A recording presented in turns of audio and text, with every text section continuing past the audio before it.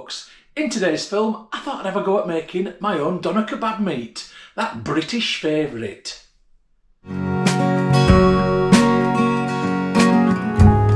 Let's have a look at the key ingredients. It's dead straightforward. So, I'm going to use lean beef steak mince. Now, I know kebab meat probably isn't lean beef steak mince, but my version of it is going to be. Alongside that, I've got 1 white onion. I've got some dried chillies, tomato puree, and then my spices and herbs include paprika. I've got mixed herbs, coriander and oregano.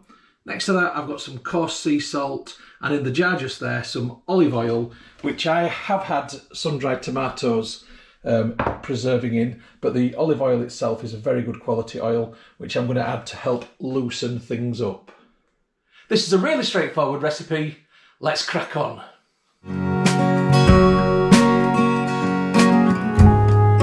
So first things first, my onion, I need to skin this and then chop this down into nice and small pieces.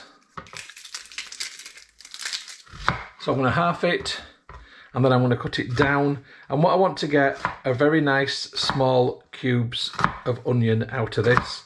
Being careful not to cut my fingers or thumbs because I've got new knives and these are very, very sharp. So my onion is going into my blender. So I get that in there, into the blender jug at least. And I'm going to pour on top of my onion a bit of olive oil. I'm not measuring how much, but you know, that much has just gone from the jar. Okay, I'm now going to add on top of the onion some tomato puree, just a little squirt. And then going to get into my dried chillies, and there's all sorts of different ones in here. So I'm going to put one of them ones, a bit fat, one of them ones, a bit thin, and one of these ones, a bit burntish. There's a greeny looking one just here, I'll put that in. I've got no idea what sort of chillies they are. It's the lottery. And in fact, I will put one more long one in. I think that should be enough for now. Ah, sod it. One more. Right. I'm going to give a sprinkle in of granulated sea salt. Not too much, just a bit.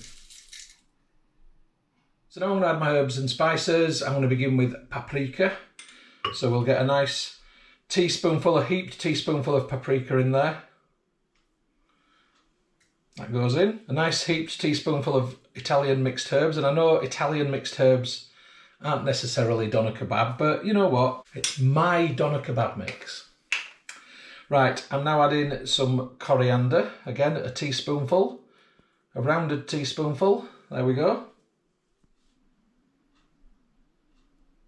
I'm now going to add my lean steak mince, hopefully carefully, in my new white t-shirt. I want to get this out. I don't want the paper, which is underneath it. There we go, we take that off. And then I'm just going to, with my hands, put it in lumps inside the blender.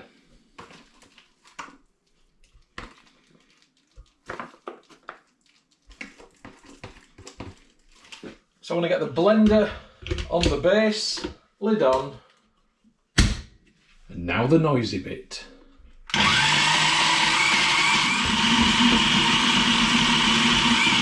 Okay, this blender's not doing it, but this one will do. So I'm having a change of blender. And at least you can see it doesn't always go right first time. It really doesn't. Right, let's try that noisy bit again. Here we go. This is what we're after.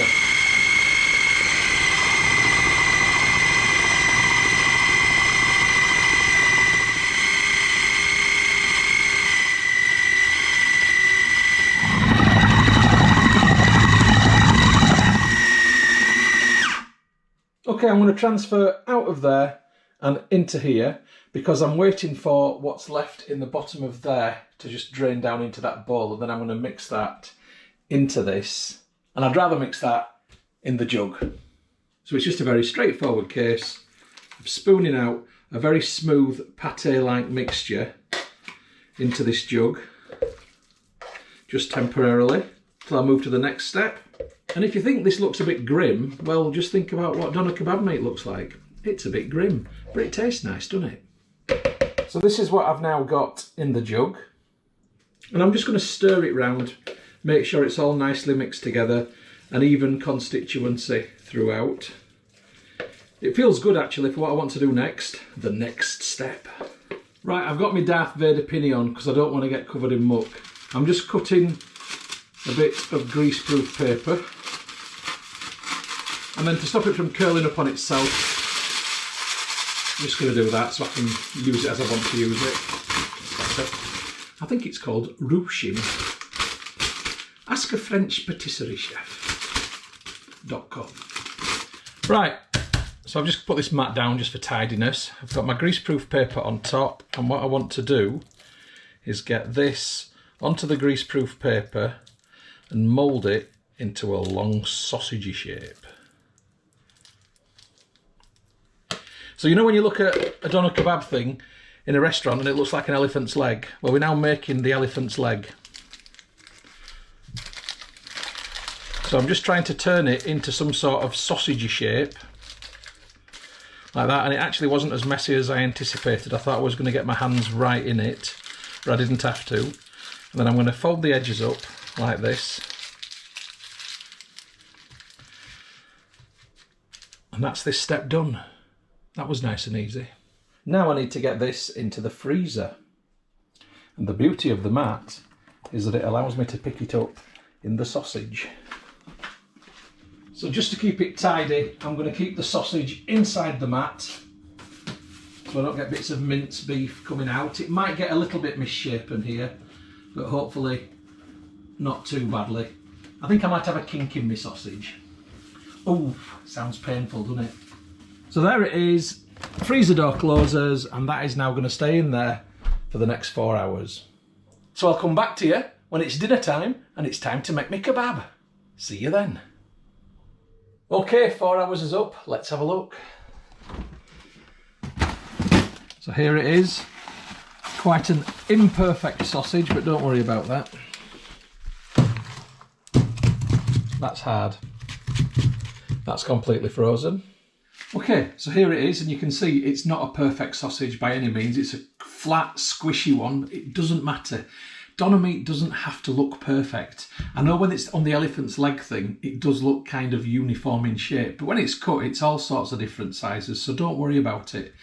This is going to be cut along, and it will be absolutely fine. Now I need to leave this out of the freezer for an hour before progressing to the next stage, so I'll catch you in an hour. Right, an hour's passed. Let's have a look at that kebab.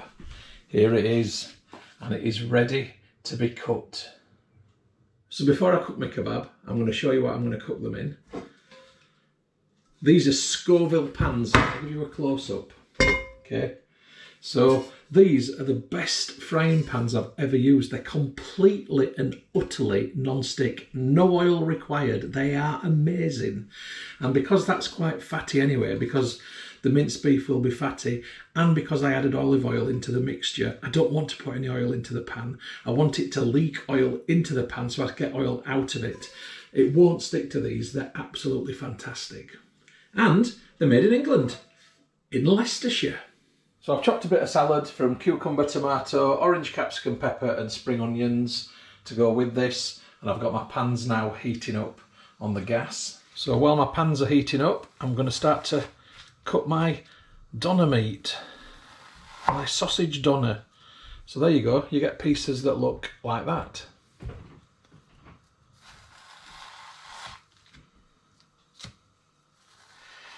It's got quite a nice texture when you cut through it frozen. It looks good as well with the chilli in it, doesn't it? So I've just cut through from this angle so you can see.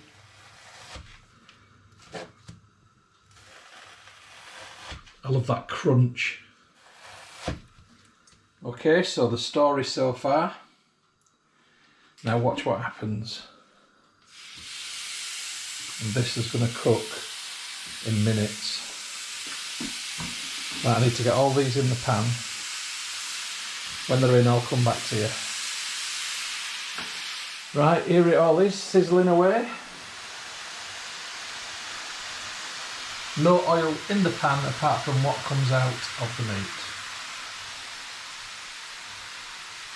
So while this is cooking, I better have a look at my breads. So I'm using these two flatbreads. They're folded flatbreads that you can just put something inside. These are just from the supermarket, and all you've got to do is dampen them. Hence the tap. Quick dampen, that does. And in fact, I'm going to pop mine into my air fryer. So I'm just going to put one that way and another one over there. So I've just got them lent upwards in there. I'm going to shut that. I've got it on at 180. I'm not going to switch it on yet because this literally takes 1 minute. And back to the kebab meat, and you can see now that the oil is oozing out of it. I'm going to need to start to turn these over. So using spatula and fork, I'm going to begin to turn each of these. These are looking good. Probably going to take another 3 to 5 minutes of cooking. Okay, that's the first pan flipped over, and you can see that some of them have got a nice toastiness to them. Others might need a little bit longer and another flip. I need to do these ones now. So I've turned them over, they're cooking on the other side. I might end up flipping them over again and so forth, but pretty much this is it now for the next 2 to 3 minutes. So I'll come back to you when they're done. So just as an update, the original kebab meat that was in both pans is now in this one pan only because it's shrunk as it's cooked. So I've managed to get the rest of it now into the back pan. That's going to be cooked and that's going to go in the fridge, but this is what we'll be having tonight. Right, I've turned it over one last time and that is done. So the gas is going off and I'm just going to leave that to carry on cooking in the heat that's there, and I'm going to get the breads warming. So it's obviously a bit noisy because I've got the air fryer on, but I just thought I'd try a piece of kebab meat on its own just so I can talk you through it. So let's get a nice little bit. Okay. That is absolutely beautiful. And it actually does taste like proper kebab meat. That is amazing. The texture of pulping that minced beef has had quite an impact on the way it feels in your mouth. The spices are spot on. Oh wow. I'm really excited now. I'm talking with my mouth full. No apologies. So my breads are done. Got them on the plate and I'm going to load them up takeaway style.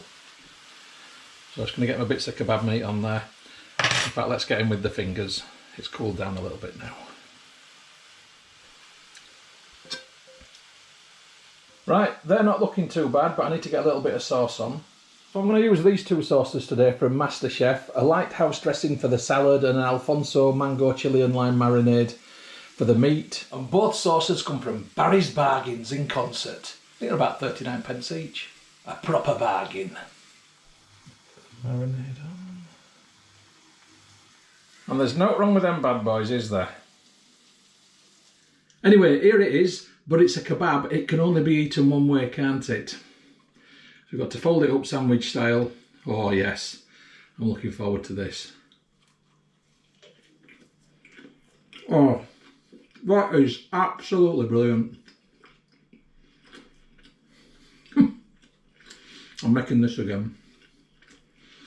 Right, cheers folks. Hope you've enjoyed the film. Catch you on the next one. Talking with a mouthful. Ta-da! The film that you've just watched is a Moss Home and Garden production. You can find more by going to www.mosshomeandgarden.co.uk. I'd just like to say thank you very much for supporting my YouTube channel and for watching my films. It really is very much appreciated. If you haven't already done so, please subscribe to my YouTube channel in order to receive future updates about the home and garden films which I upload. You can find my YouTube channel by going to www.mosshomeandgarden.co.uk. Please click on the red subscribe button. When you've done that, a little bell will appear. If you press that also, then you'll get future updates about the films which I upload. If you like my films, if you like my style of filming, then you might also like my travel channel, which you will find by going to youtube.com/Stuart Moss or type in www.mosstravel.tv. Again, if you could subscribe to that channel, it would be hugely appreciated. If you'd like to get Moss Home and Garden updates on Facebook, then please open Facebook and do a search for Moss Home and Garden, and you will find the page. If you like the page, then you will get future updates on there. And if you'd like to connect on Instagram for home, garden and travel photography, as well as some stories, then my username is StuMoss, STUMOSS. If you'd like to connect on Twitter, then my username is @StuartMoss. And if you'd like to contact me about film usage or any other issue, please just email me on stewmosshomegarden@gmail.com. Once again, thank you very much for supporting my channel, for watching my films. I do appreciate it. I'd just like you all to have a great day.